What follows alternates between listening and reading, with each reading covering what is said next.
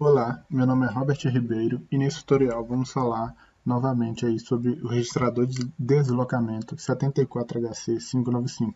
No tutorial passado, né, mostrei o datasheet, expliquei alguns detalhes aí do princípio de funcionamento do CI. Nesse tutorial já vamos trabalhar com o registrador juntamente com o Arduino Uno, né? Uma aplicação onde é possível, com poucas saídas, né, com 3 pinos aí do Arduino, acionar até 8 saídas de forma independente ou simultânea, né?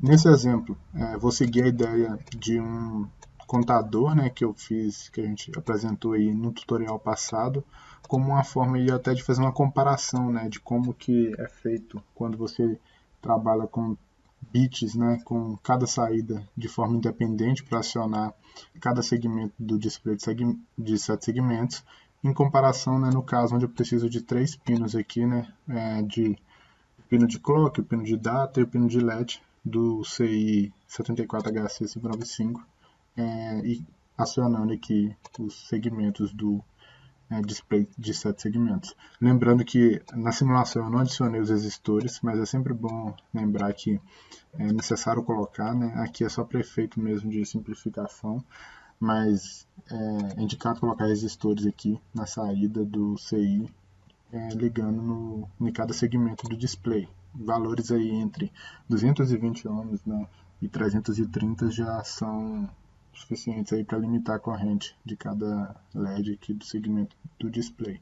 Então, sem mais delongas, vamos lá.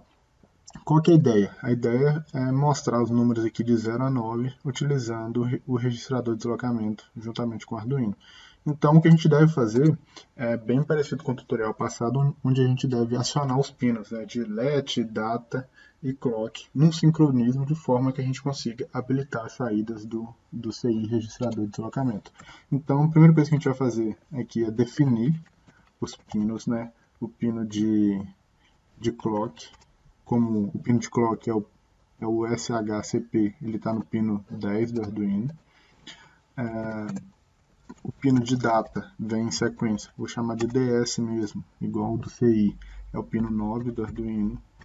E, por último, o pino LED, né, a trava no pino 8.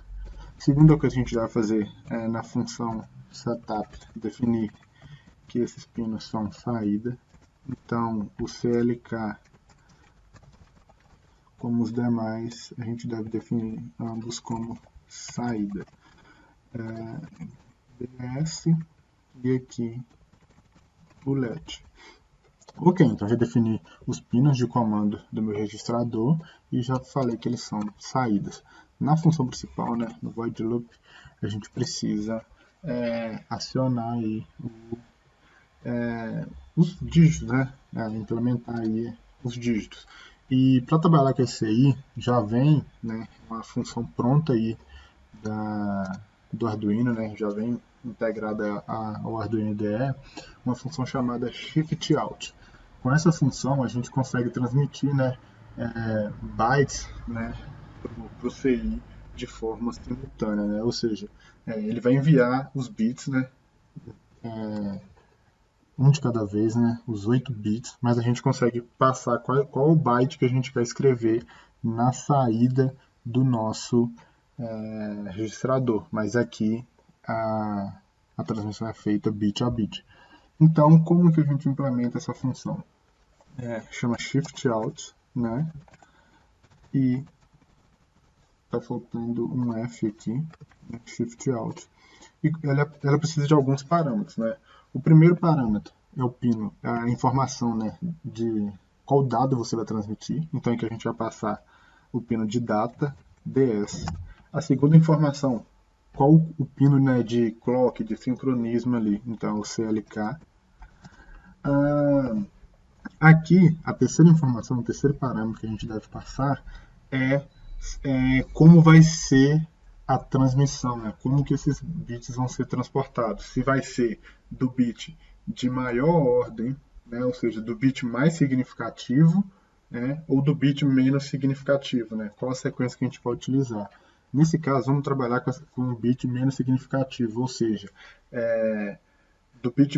a gente vem do bit menos significativo até o bit mais significativo, ou seja, a gente vai passando os bits um a um do menos significativo até o mais significativo. Como que é a instrução para fazer isso? É LSB first, ou seja, menos significativo vem primeiro. E o quarto e último parâmetro que a gente deve passar é, de fato, a informação, né, o byte que a gente quer transmitir, aplicar na saída aqui, né, no pino de data. Então a gente vai utilizar a informação em binário, lembrando que a gente deve colocar um B, né, para informar binário, poderia ser minúsculo também, mas eu gosto de utilizar o maiúsculo mesmo, e que a gente deve informar os 8 bits que compreendem o nosso byte aí. Então vamos fazer um exemplo onde todos eles vão ser 1. Então a gente tem que colocar 8 números 1 aqui. Então a gente já tem 5, 6, 7, 8. Beleza. Não é só isso. Aqui a gente só configurou, né, a função shiftout, né, falou qual que é o pino de data, o pino de clock, a informação, né, se vai ser do mais significativo ou se vai ser do menos significativo.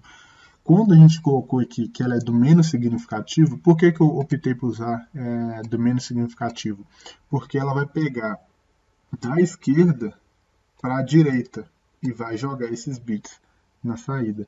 Dessa forma, o que acontece é que a gente vai conseguir montar, né, todos os dígitos de uma forma mais simples, pois esse primeiro dígito seria o ponto decimal. Nesse caso, o display não tem ponto decimal, então não faz diferença alguma, a gente pode até zerar.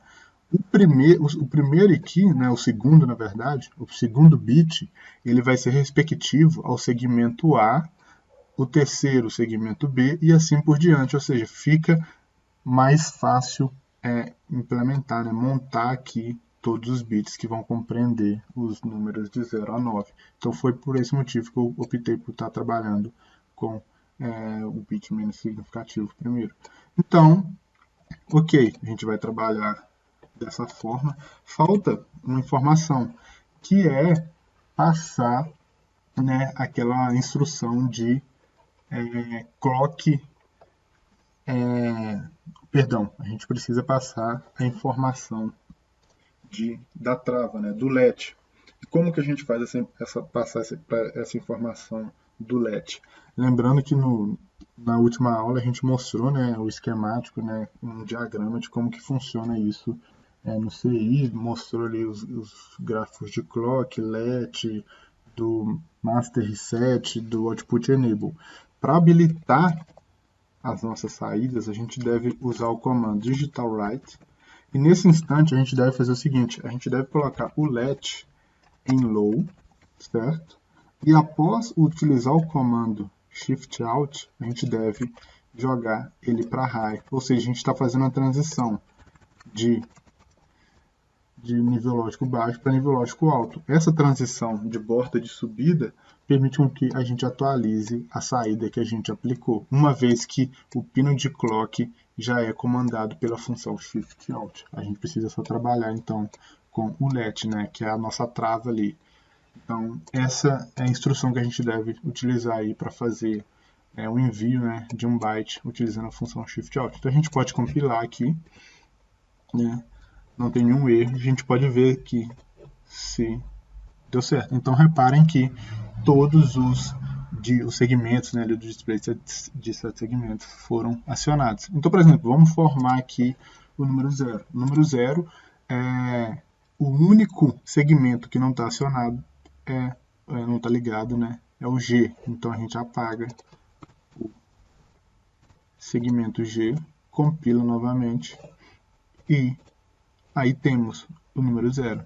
Então, o procedimento é bem simples. A gente vai aplicar isso aqui para os demais dígitos. Para não ficar demorado, eu já tenho um arquivo aqui, né, com um rascunho que eu faço, né, para estar acompanhando.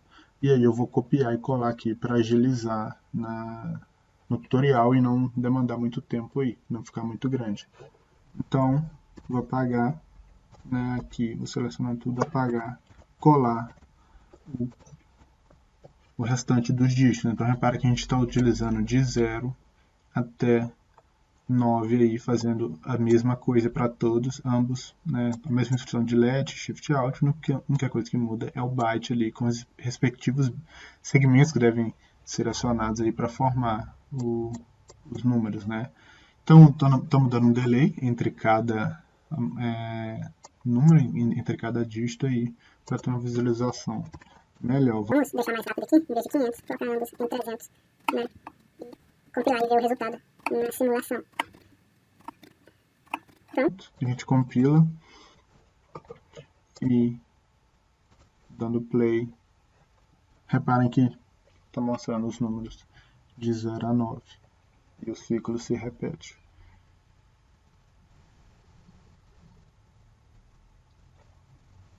Beleza, essa é uma forma de se fazer, né, bem simples e direta, como fazer a utilização aí do registrador de deslocamento junto com o Arduino e a função Shift Out. Só que, reparem que ficou bem grande, né? A gente repetiu várias instruções aí que poderiam ser simplificadas, né? Então, uma forma de se fazer isso, eu também já elaborei aqui, é a seguinte: a gente vai criar um vetor, né? Um vetor que vai conter todos esses bytes já, né? Para quê? A gente não ter que, a cada novo número, ter que sentenciar todas essas linhas aqui para escrever o byte na saída aqui do registrador. Então, o que a gente vai fazer é apagar os demais aqui, deixar apenas um, certo? E eu vou copiar novamente, né, para agilizar do meu rascunho aqui a função com os bytes, né? Esses bytes que estão aqui são os mesmos bytes que estavam aqui anteriormente. Então, repara que eu só copiei eles e anexei um vetor, né? Um vetor de 10 posições, ou seja, de 0 a 9, 10 posições, com cada byte de cada número. E aí, a gente vai criar uma função, a gente vai criar uma variável inteira, chamada cont, igual a 0, né? Um contador. E vamos fazer o seguinte, aqui a gente vai incrementar o contador. Aqui, assim que o contador for maior que 9, a gente zera o contador, para que tudo recomece. E aqui a gente vai fazer o seguinte, ao invés de a gente definir um byte fixo, constante, a gente vai copiar o vetor de bits, colar aqui e vamos passar para ele a variável cont. Ou seja, quando o contador for 0, aqui cont é igual a 0, vetor na posição 0 é esse byte. Por exemplo, vetor aqui cont é igual a 5, vet na posição 5, certo? A gente vai pegar o respectivo byte na posição 5, entendeu? E assim segue para os demais casos, né? Até o 9, depois o ciclo se repete. Então, a ideia é essa. Para simplificar, é um vetor com os bytes aí de cada número e que a gente consegue acionar eles só utilizando uma variável de contador, né? que ao mesmo tempo é o contador ali do dígito. Então, o respectivo dígito é apresentado dessa forma. A gente pode compilar, né? Executar novamente, que o mesmo procedimento feito anteriormente com aquele tanto de linhas de código foi simplificado apenas por essas linhas. Então, é uma segunda forma aí de se estar trabalhando com o registrador de deslocamento, uma forma mais compacta e até mesmo que deixa, né, o código com a clareza, né, melhor e um entendimento maior. Então, pessoal, é isso que eu queria apresentar nesse tutorial aí. Queria agradecer mais uma vez e até a próxima.